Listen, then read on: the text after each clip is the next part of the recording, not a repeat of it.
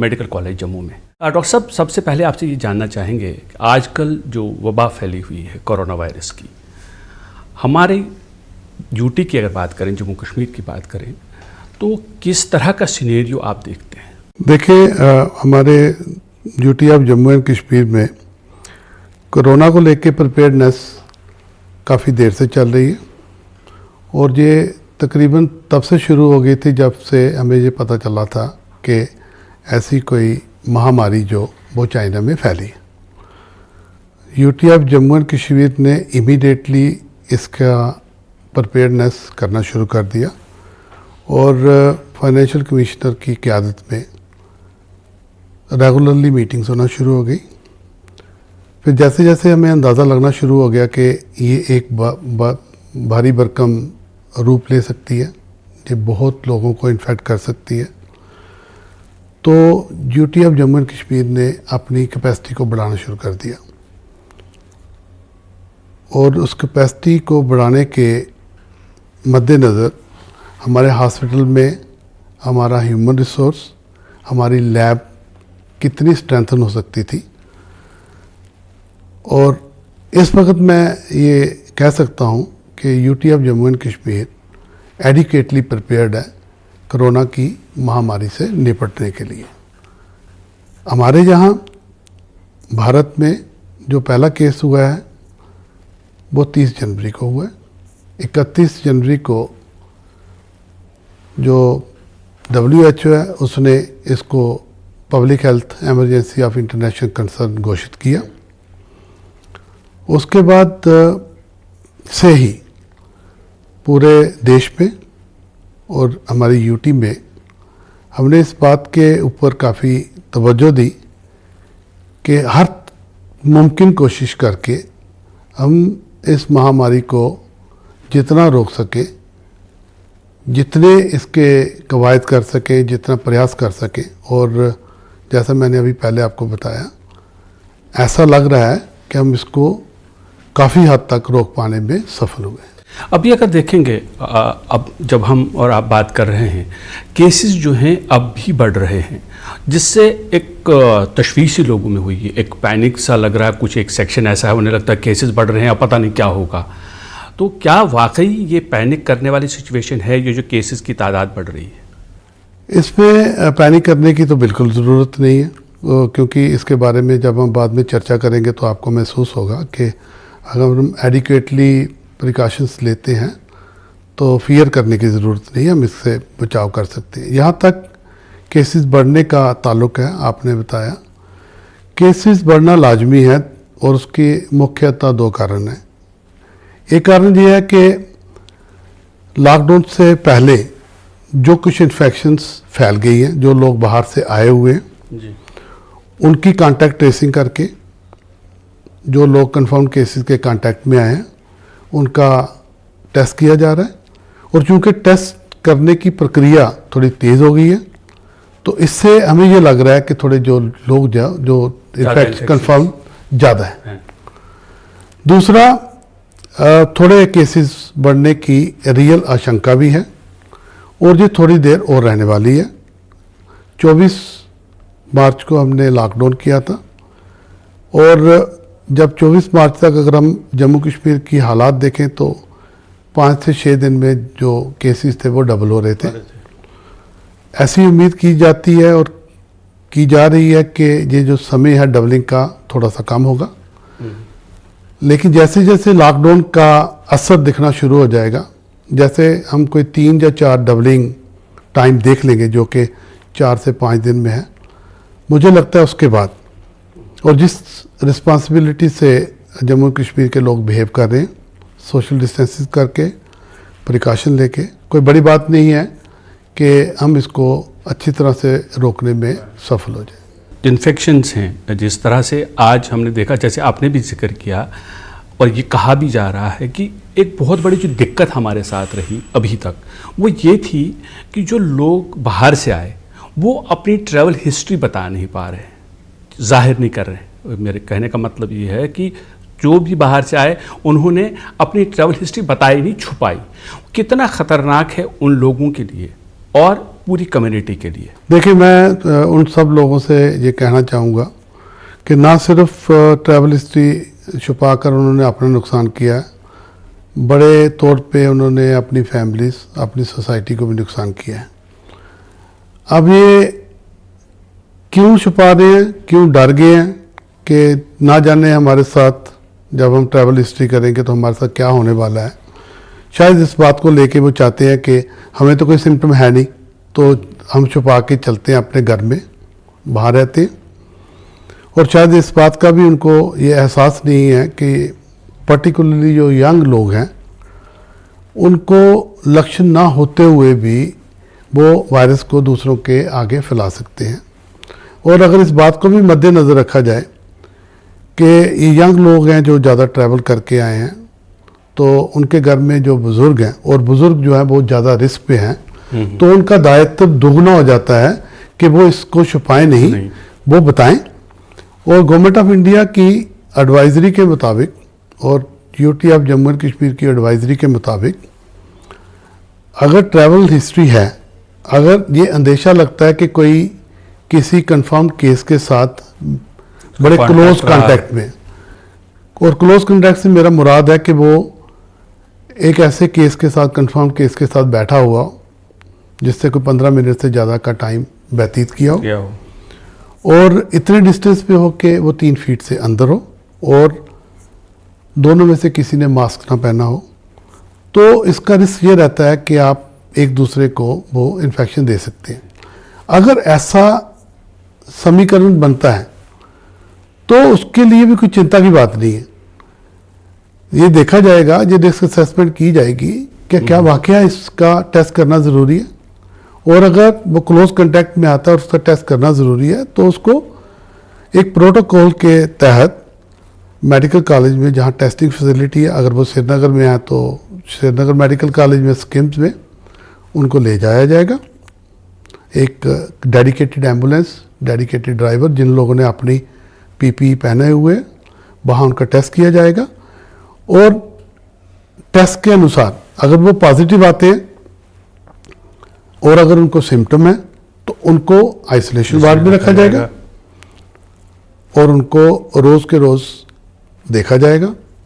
ये देखा जाएगा कि कहीं उनको कोई गंभीर सिम्टम्स नहीं हो रहे, और गंभीर लक्षणों में से एक लक्षण है कि ब्रीदिंग डिफ़िकल्टी होना, और बस 14 दिन के लिए ये उनको निगरानी में रखना ज़रूरी है। अगर 14 दिन में ऐसे लोग जो पॉजिटिव आते हैं, कोई लक्षण नहीं आते, कोई सीरियसनेस नहीं आती, तो 24 घंटे के अंतराल पे 2 बार टेस्ट किया जाता है। अगर वो 2 बार टेस्ट नेगेटिव आता है और अगर उसके लंग्स में कोई ऐसा निमोनिया जैसी शिकायत हमें दिखती नहीं है, तो इस इंसान को हम घर भेज सकते हैं, ये कह के कि 14 दिन वो थोड़ा सा प्रिकॉशन बरते, और 14 दिन के अंदर अगर फिर सिम्टम डेवलप होते हैं तो वो हमारे स्टेट सर्विलेंस ऑफिसर को वो इसकी इतला दे दे। तो डॉक्टर साहब, आपसे ये जानना चाहूँगा कि जो हमने देखा कि हिस्ट्री छुपा रहे हैं, जो हमने अभी तक जो हमारी समझ में आ रहा है वो ये है, एक डर सा है लोगों में कि क्वारंटीन में जाएंगे तो पता नहीं क्या होगा।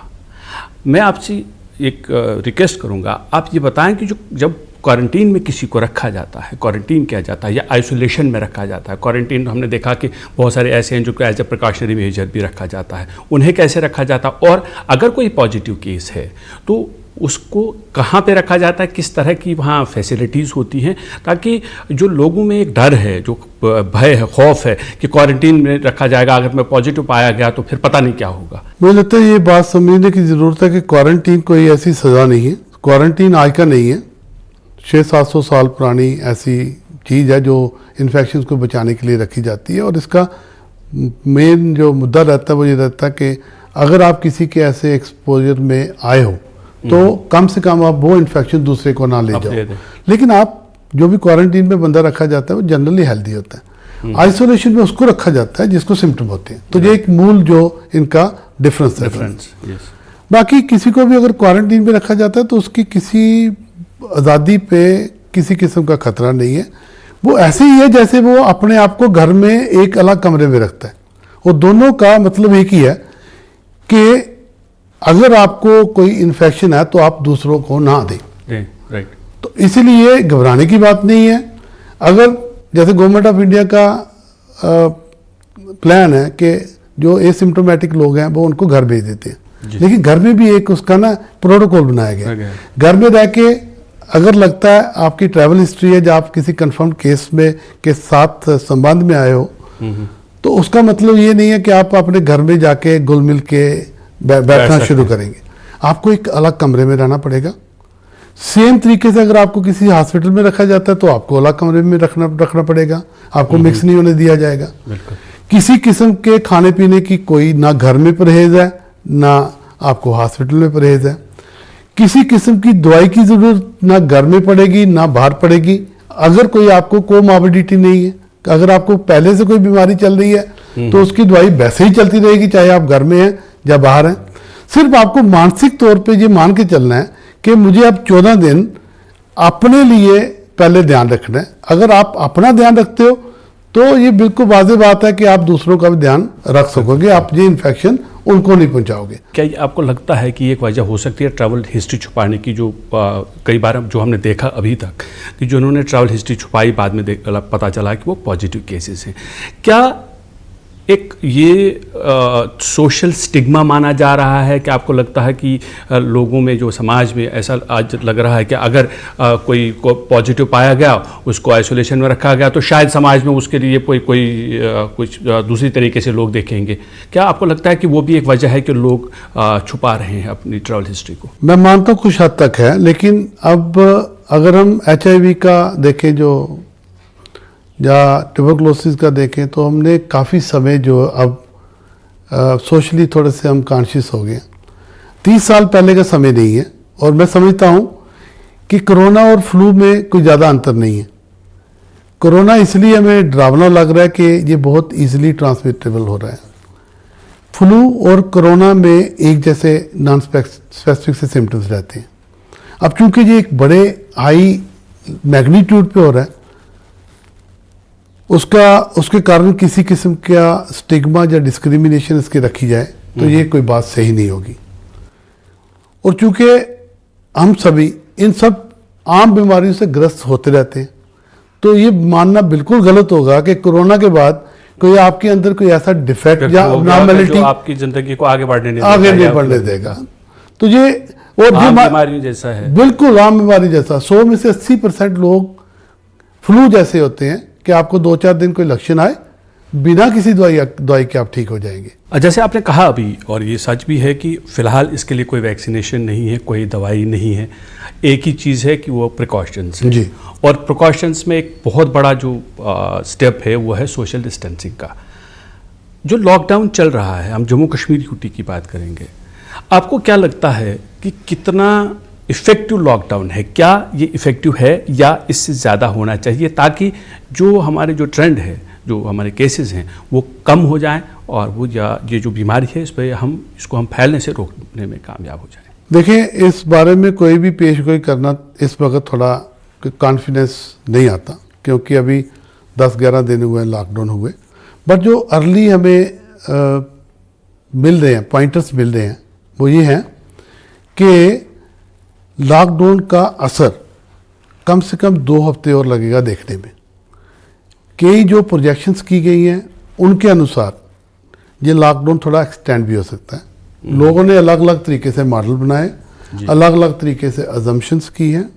उसके तहत ये देखा गया कि अगर एक लॉकडाउन के बाद थोड़ी देर के लिए अलो किया जाए लोगों को, फिर और हफ्ते 2 हफ्ते का लॉकडाउन किया जाए, तो उसके साथ जो रिजल्ट्स हैं वो अच्छे देखे गए।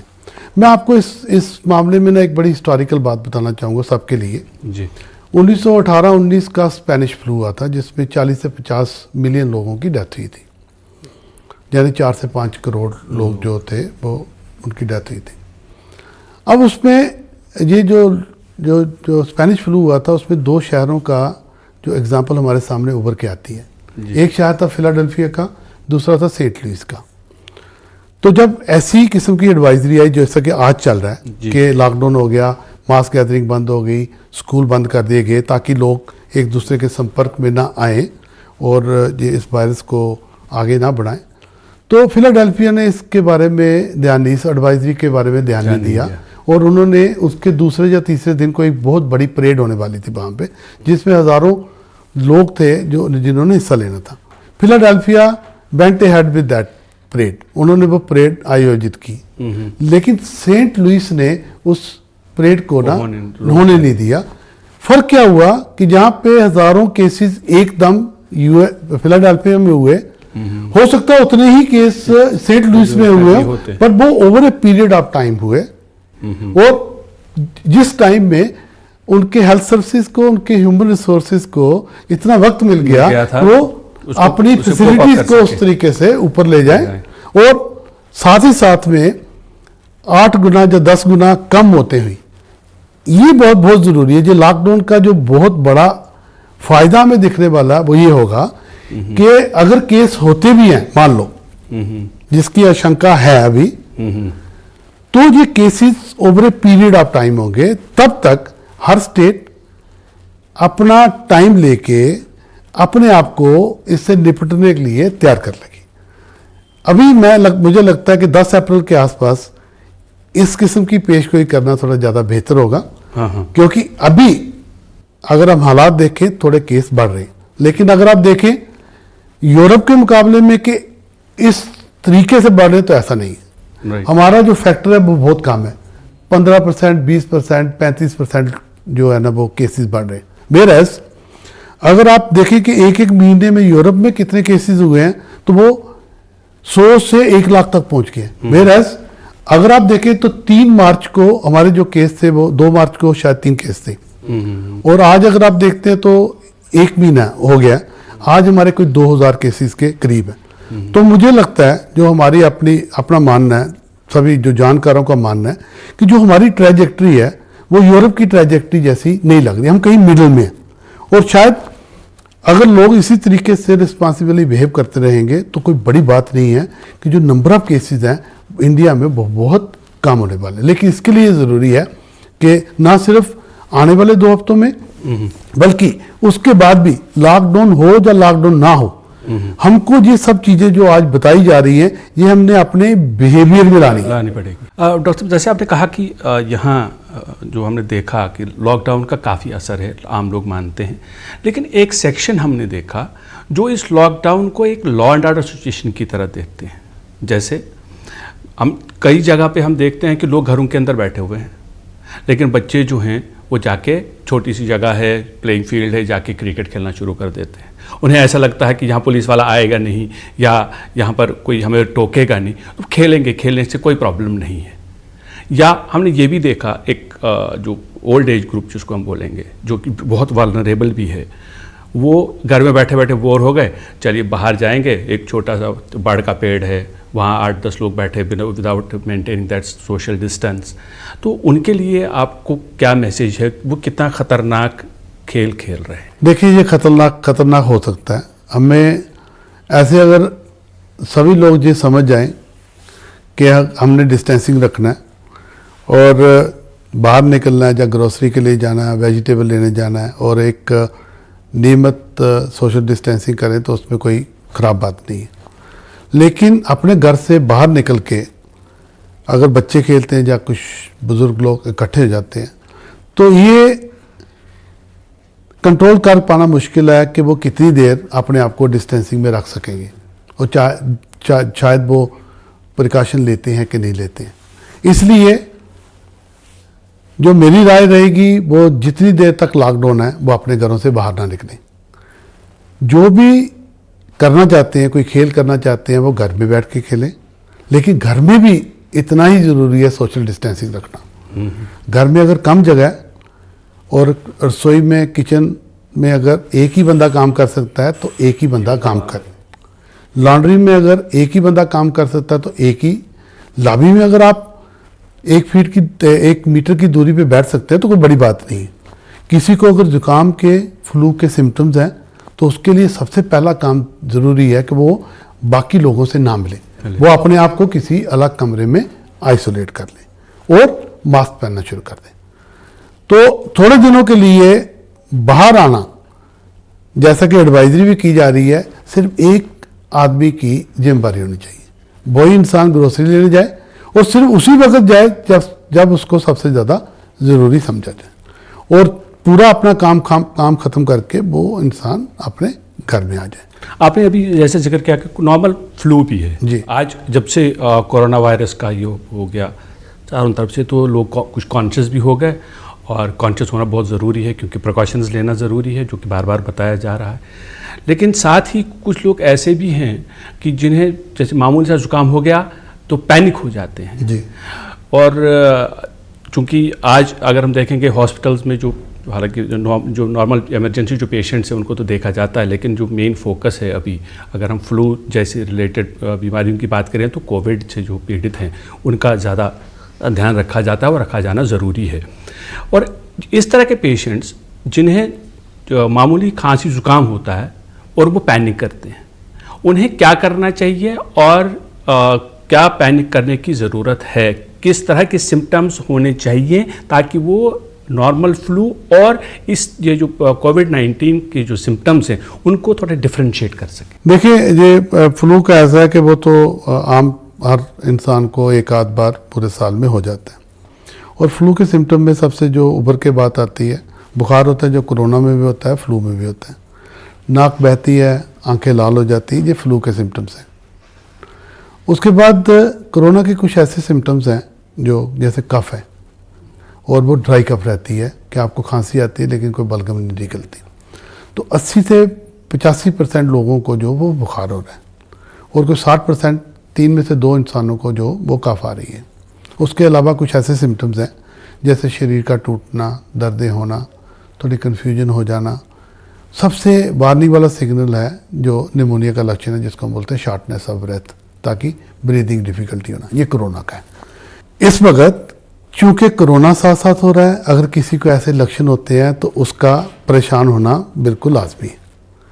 तो मेरा ये मानना है कि अगर ऐसा कोई सिम्टम आता है और घर में आता है तो उसके लिए पैनिक मत क्रिएट करें, उसके लिए आप मेडिकल मास्क का इंतज़ाम कर दें और अपने आप को थोड़े दिनों के लिए अपने घर वालों से दूर रखें। अगर कोई ट्रैवल हिस्ट्री नहीं है, अगर आप किसी ऐसे लोग से नहीं मिले हो जो कंफर्म केस है, तो इसके चांसेस बहुत कम है कि आपको वो कोरोना हो सकता है। बट आपको अपने लिए, अपनी फैमिली के लिए इसका ध्यान रखना ज़रूरी है। अगर ये फ्लू होगा तो 2-3 दिन में, 3-4 दिन में दवाई या दवाई के बिना ठीक हो जाएगा। और इसी समय में कुछ ना कुछ केस जो जैसे H1N1 के वो भी देखे जाते हैं, हॉस्पिटल में लोग आते हैं, तो आप के लिए प्रोविजन किया गया है। आप जो कंसल्टेशन मिल रही है आपको, मेडिकल कॉलेज ने ये प्रोविजन किया कि आप किसी भी डॉक्टर को, और जिनकी एक वो जो थ्रू एडवाइजरी हमने अखबार में भी बताया हुआ है, आप उनको फ़ोन कर सकते हैं, आप उनसे परामर्श कर सकते हैं।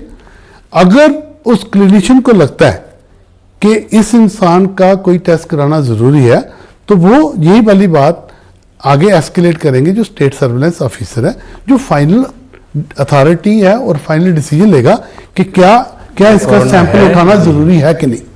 हालांकि एहतियात के तौर पे जो लोग हॉस्पिटल में आ रहे हैं, जो लोग निमोनिया से ग्रस्त हैं, कोरोना से नहीं, निमोनिया, अदर निमोनिया से ग्रस्त हैं, या लोग कोई इन्फ्लुएंजा लाइक इलनेस से ग्रस्त हैं, उनके सैंपल भी उठाए जा रहे हैं ये देखने के लिए कि क्या कोरोना आगे कम्युनिटी ट्रांसमिशन की तरफ तो नहीं जा रहा।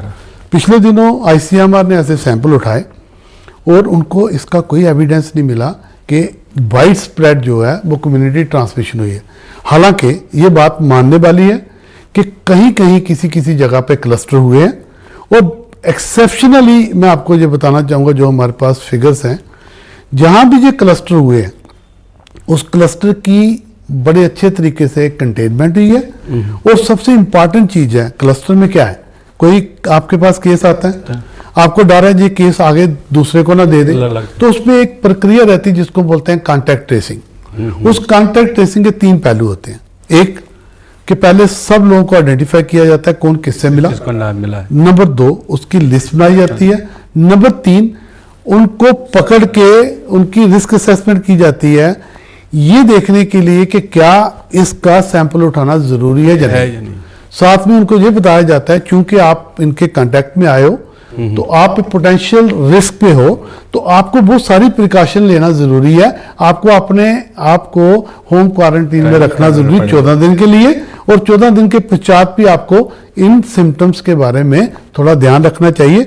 अगर 28 दिन तक ऐसा कुछ नहीं होता तो आपको क्वारंटीन से रिलीज किया जा सकता है। डॉक्टर साहब, आपने हमारे साथ बहुत अच्छी जानकारी शेयर की।